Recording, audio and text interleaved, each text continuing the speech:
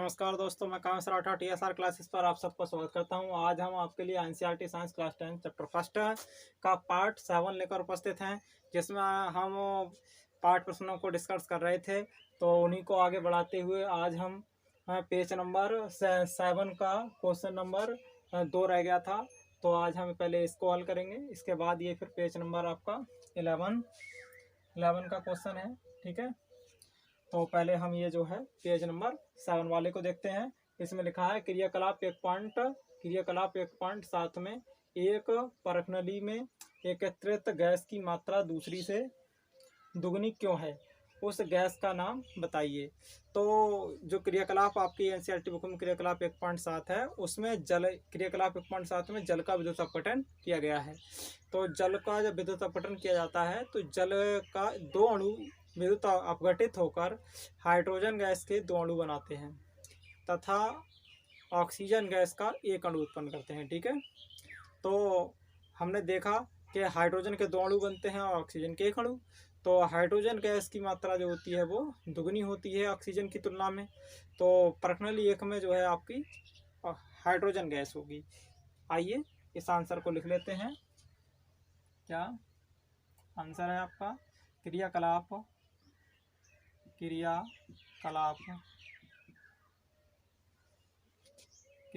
1.7 में जल का विद्युत अपघटन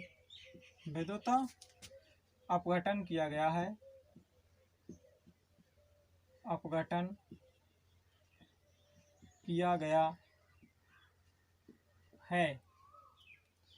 ठीक है, जल के दो अणु अपघटित होकर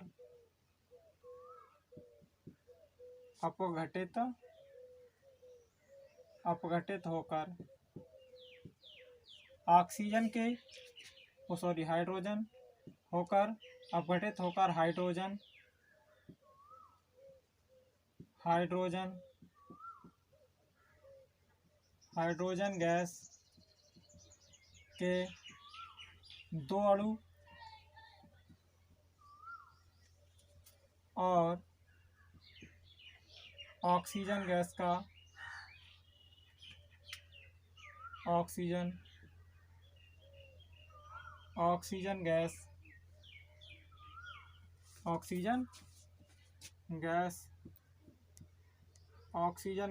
एक अणु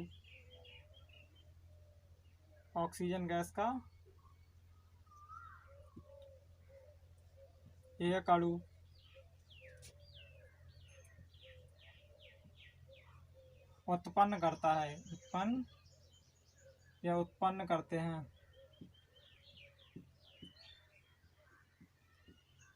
हैं। जैसे रिएक्शन लिख के दिखा दे रहे हैं हम आपको। कह रहे हैं H2O एरो, यहाँ जो है इसके दो अणु ले रहे हैं हम और क्या कराएंगे हम यहाँ विद्युत अपघटन। ये हो जाएगा विद्युत अपघटन।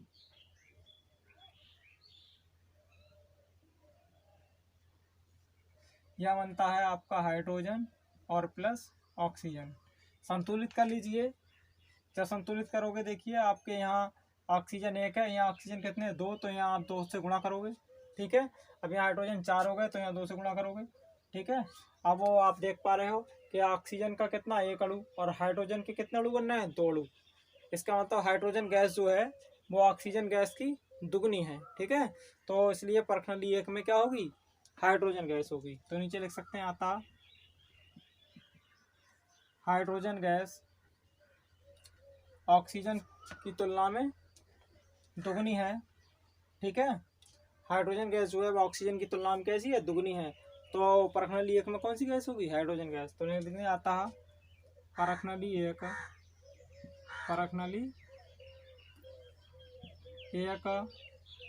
में हाइड्रोजन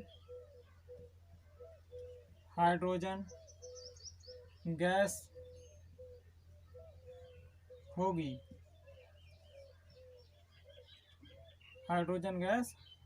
होगी, लिख दिया। अतः परखनली 1 में हाइड्रोजन गैस होगी जो कि ऑक्सीजन की तुलना में दुगनी है, जो कि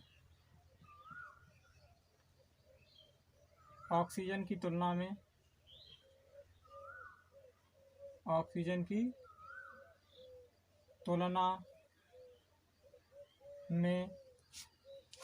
दो गुनी है। कितनी गुनी है? 2 गुनी।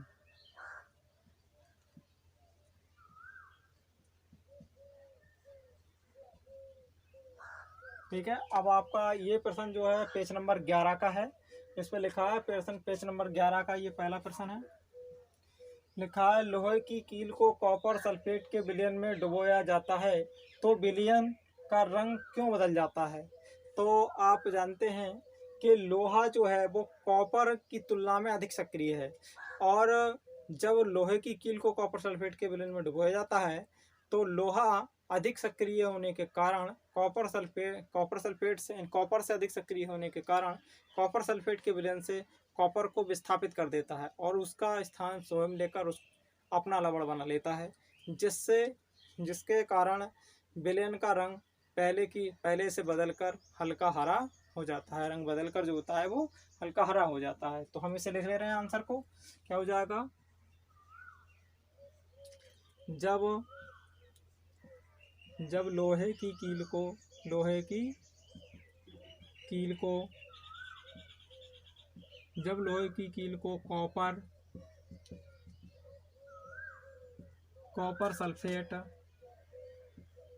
कॉपर सल्फेट के विलयन में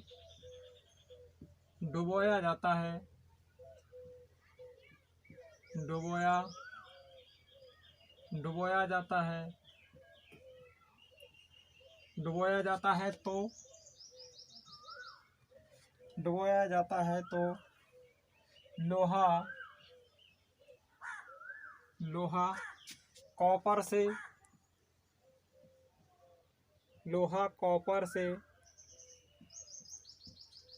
अधिक सक्रिय होने के कारण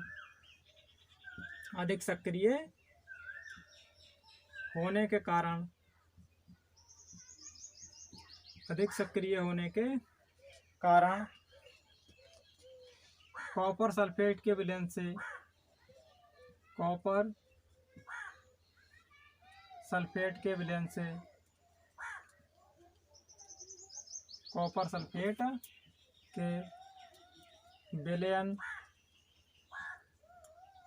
से उसे विस्थापित कर देता है। विस्थापित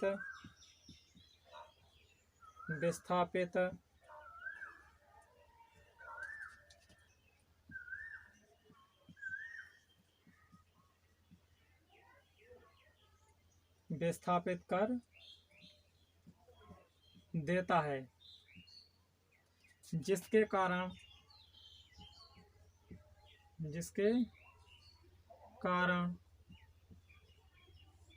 विलयन का रंग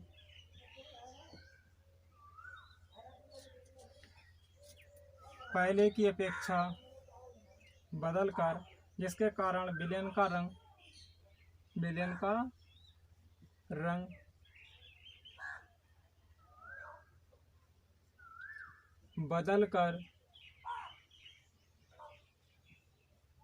हल्का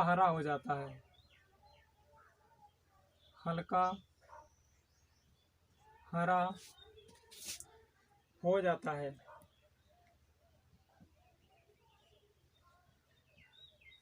ठीक है। कह रहा है जब लोहे की कील को कॉपर सल्फेट के विलयन में डुबोया जाता है तो लोहा कॉपर से अधिक सक्रिय होने के कारण कॉपर सल्फेट के विलयन से उसे विस्थापित कर देता है, जिसके कारण विलयन का रंग बदलकर हल्का हरा हो जाता है। ठीक है। तो ये क्वेश्चन जो है दोनों कंप्लीट हो गए हैं।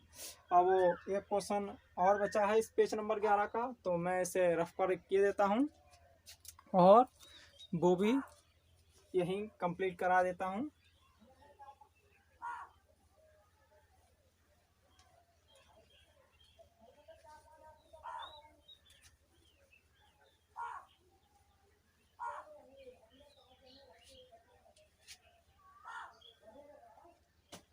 तो ये आपका पेज नंबर 11 का क्वेश्चन नंबर 2। इसमें कह रहे हैं क्रियाकलाप 1.10 से भिन्न विस्थापन के द्विविस्थापन अपक्रिया का एक उदाहरण दीजिए। क्रियाकलाप क्रियाकलाप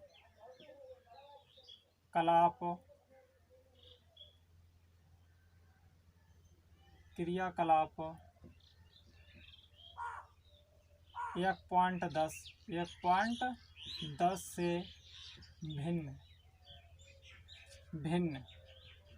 क्रियाकलाप 1.10 से भिन्न द्विविस्थापन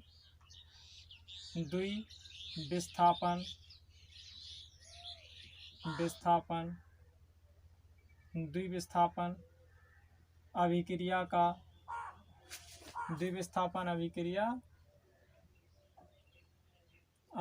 का एक उदाहरण दीजिए।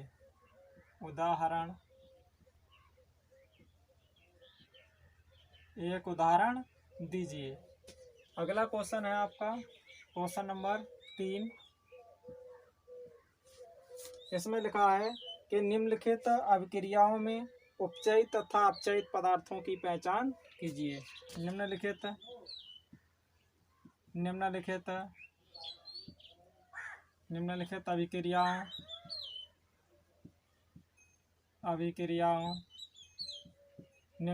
अभिक्रियाओं में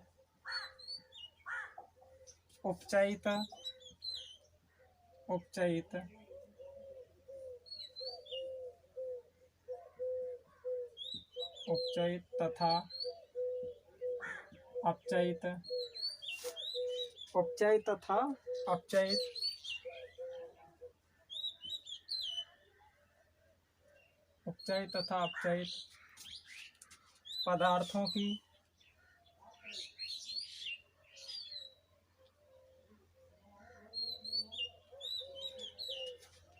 पदार्थों की पहचान कीजिए।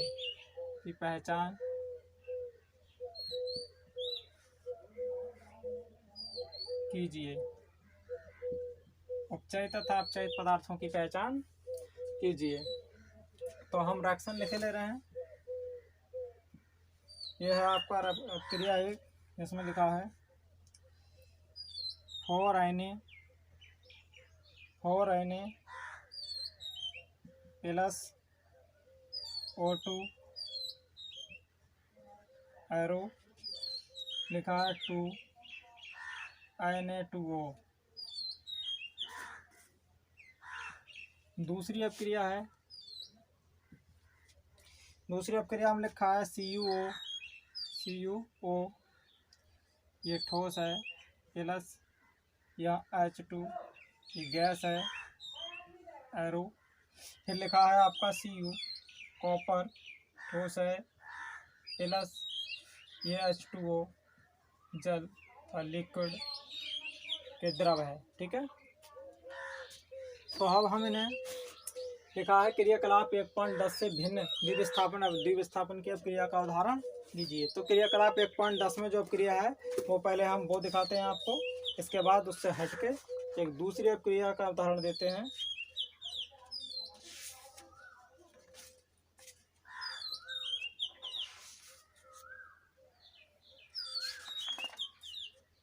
क्रियाकलाप देखिए, ये जो उदाहरण था हम यहाँ आंसर लिख रहे हैं, ये हम आपको इधर लिख के दिखा देते हैं अलग, यहाँ नीचे लिख के दिखा दे रहे हैं। जो क्रियाकलाप 1.10 में जो द्विविस्थापन अपक्रिया का उदाहरण है वो है आपका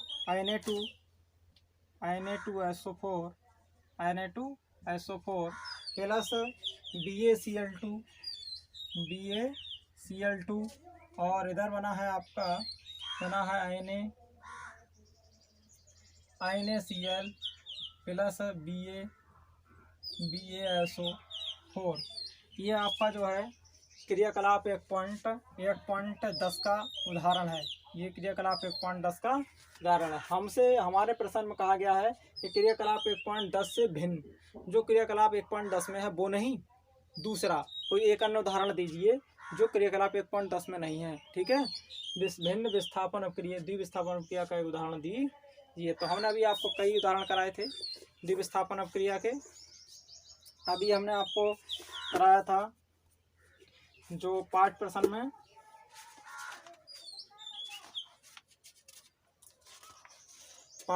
हमने आपके लिए भी लिखवाया था ये सोडियम, यानी कि पेज नंबर 6 का जो क्वेश्चन नंबर 2 था उसका लिखवाया था बेरियम क्लोराइड और एल्यूमिनियम सल्फेट से।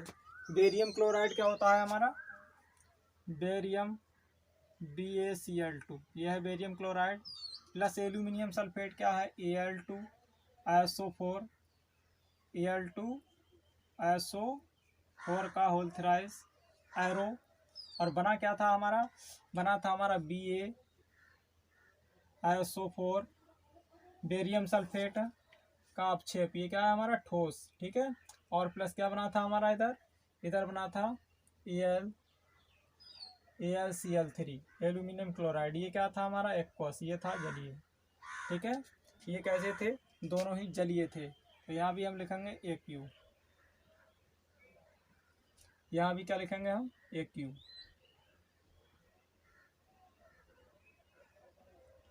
ठीक है, तो ये भिन्न उदाहरण है क्रियाकलाप 1.10 में आपका ये था Na2SO4 प्लस BaCl2, और यहाँ क्या है BaCl2 प्लस Al2SO4 का होल थ्राइस। अब हम इस समीकरण को संतुलित कर लेते हैं।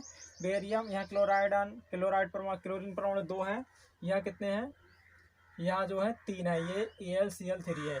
तो यहाँ हम 2 से गुणा करेंगे, यहाँ होगा 3 दूनी 6 क्लोरीन परमाणु हो गए, तो यहाँ 3 से गुणा कर देंगे, यहाँ 3 दूनी 6 हो गए। अब यहाँ बेरियम 3 हो गए, तो यहाँ 3 से गुणा करनी पड़ेगी हमें, तो ये हमने 3 से गुणा कर दी यहाँ, ये बेरियम परमाणु हमारे 3 हो गए।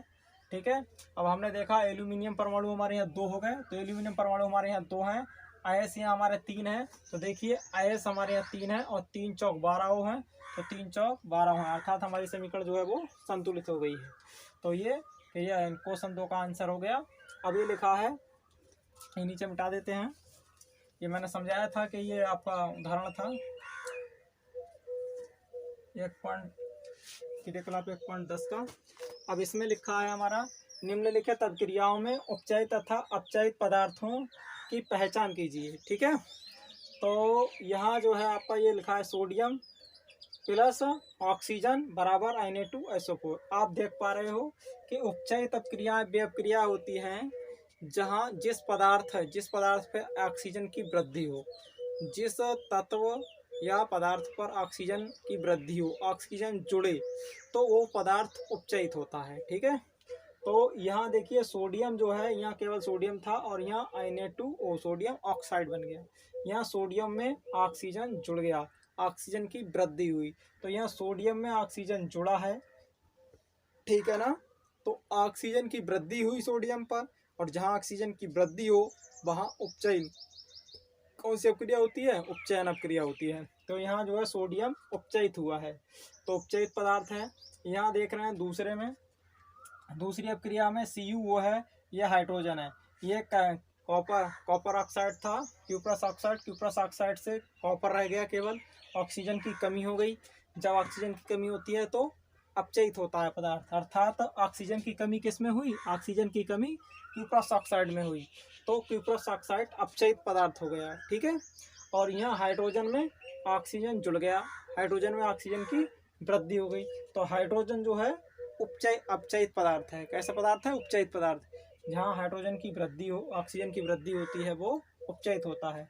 तो यहाँ देखिए ऑक्सीजन जुड़ गया और यहाँ देखिए ऑक्सीजन हट गया, यहाँ CuO था, Cu रह गया केवल, यहाँ H2 था तो H2O हो गया, यहाँ ऑक्सीजन की कमी हुई, यहाँ ऑक्सीजन की वृद्धि हुई, तो ऑक्सीजन की कमी तो अपचयित, ऑक्सीजन की वृद्धि तो उपचयित। ठीक है, तो हम इन्हें लिख ले रहे हैं। अभिक्रिया आंसर लिखेंगे यहाँ,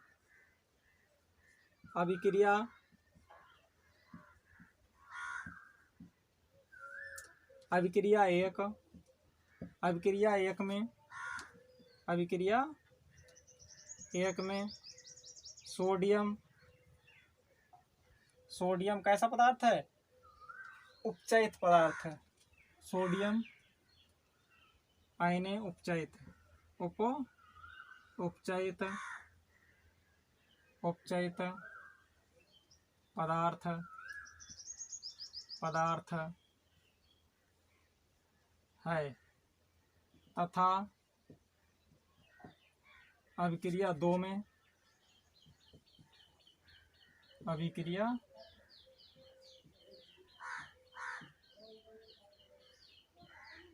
अभिक्रिया 2 में क्यूप्रस ऑक्साइड अपचयित पदार्थ है। क्यों? क्योंकि यहाँ ऑक्सीजन की कमी हुई। CuO अपचयित अपचयित पदार्थ अपचयित पदार्थ तथा और H2 उपचयित उपचयित उपचयित पदार्थ है। समझ गए ना आप कि अभिक्रिया 1 में जो सोडियम था है वो उपचयित पदार्थ है। उपचयित क्यों है? क्योंकि ऑक्सीजन की वृद्धि हुई। अभिक्रिया 2 में क्यूप्रस ऑक्साइड CuO अपचयित पदार्थ है। क्यों? क्योंकि इसमें ऑक्सीजन की कमी हुई। और H2 उपचयित पदार्थ है। क्यों? क्योंकि इस H2 में हाइड्रोजन में ऑक्सीजन की वृद्धि हुई। तो ये पेज नंबर 11 तक के प्रश्न हम समाप्त कर चुके हैं। इनके एक एक करके हल कर चुके हैं और इनसे आगे के क्वेश्चन जो हैं हम अगले लेक्चर में देखेंगे। और आपसे मेरी रिक्वेस्ट है कि इस लॉकडाउन के दौरान ये अपने ज़्यादा से ज़्यादा मित्रों में इस वीडियो को शेयर करें, ठीक है, और जिससे कि आपके साथ साथ आपके और भाई बहन भी पढ़ पाएँ, ठीक है। और लाइक और सब्सक्राइब करना ना भूलें, क्योंकि आप यदि वीडियो को लाइक करते हैं तो उससे हमें मोटिवेशन मिलता है और हम आपको परमानेंट वीडियो देते रहेंगे एक तरफ से। यदि आपको कहीं कोई समस्या है तो कमेंट कर सकते हैं, ठीक है। आज के लिए इतना ही।